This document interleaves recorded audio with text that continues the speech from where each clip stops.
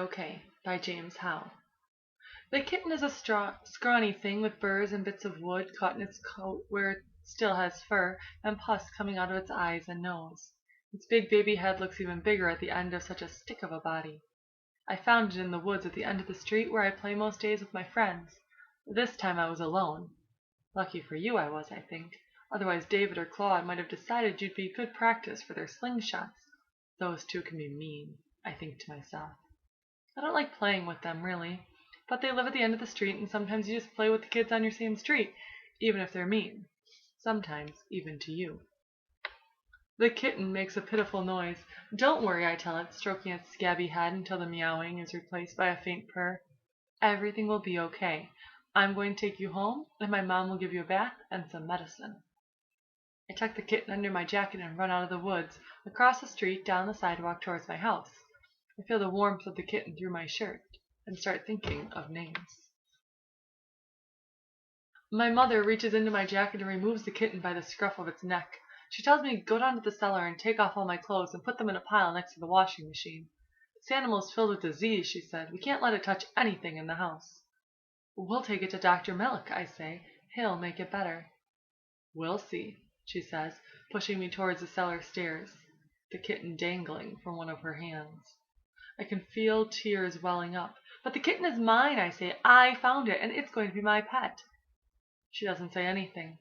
Looking up from the cellar stairs, I see her shaking her head at the kitten. Its eyes are clamped shut, and I can see the pus oozing out of them. You are a sorry sight, she tells the kitten in the same soothing voice she uses with me when I'm sick. A sad, sorry sight. I feel in the pit of my stomach what the future of that kitten is. The feeling spreads through me like a sudden fever. Down in the cellar, taking off my clothes, I cry so hard my body shakes. When I return upstairs, my mother wraps me in a bathrobe and holds me until I can speak. Where's the kitten? I ask. Out on the back porch in a box. Your brother will be home soon. I'm sitting on the back porch, talking to the box next to me. I'm waiting for Paul to come home. Paul is my brother. He is 17. He shaves every day and kisses girls right in front of me like it was nothing. He works at Dr. Milk's, our local veterinarian, part-time in summers. Don't worry, Smokey, I tell the kitten inside. I won't let anything bad happen to you. I don't care how sick you are. My big brother will take you to Dr. Milk's and give you shots and medicine and stuff, and you'll get better. You'll see. My big brother can fix anything. The kitten is awfully quiet. I wish it would make even a pitiful noise. We sit in silence. I daydream that I'm 17 and I'm big and strong like my brother and I can make Smokey better. I see myself driving to Dr. Milk's out on Ridge Road, carrying the kitten in his box into the back room, which I've never seen really, only heard my brother tell stories about it, giving it some medicine and reassuring it. Everything will be okay, Smokey. Everything will be okay. In the kitchen behind me I hear my brother and mother talking in low voices. Dr. Milk is not there when my brother pulls the car into the parking lot. It is after hours. My brother has a key. I'm impressed by this. Come on, Paul says in his take-charge voice. Get that box now. Bring it on in here. He flicks on the light in the waiting room. You're coming back with me, he commands. I'll need your help. What are you going to do? I ask. I'm holding the box tight against my chest, and I feel Smokey moving around inside. What do you think? He says. You heard your mother. That kitten is sick. Bad sick. She's your mother, too. Well, she happens to be right, Paul tells me. With an animal that far gone, you don't have a choice. It's got to be put to sleep. I think the tears I jam back into my body are going to kill me. I think if I don't let them out, they will kill me. But I won't let them out. I won't let Paul see. You do have a choice, is all I say. I hug the box for dear life and move to the door. Paul moves faster.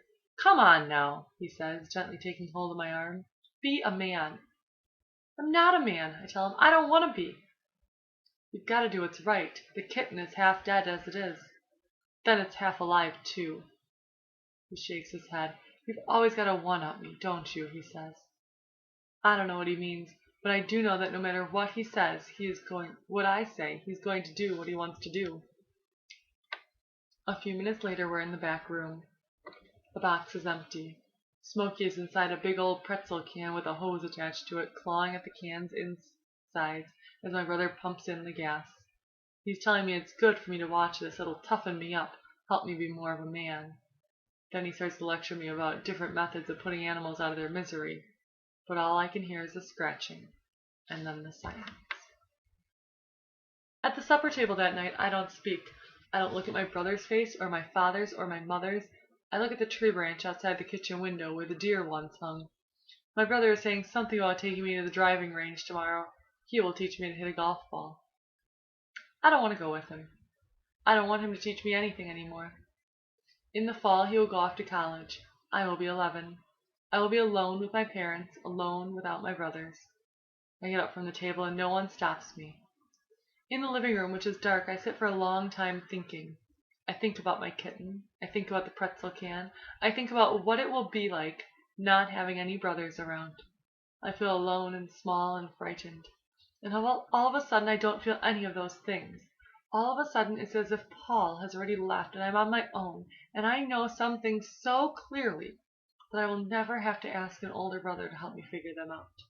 I will never work for Dr. Milk. I will not go hunting with my father, and I will decide for myself what kind of boy I am, what kind of man I will become.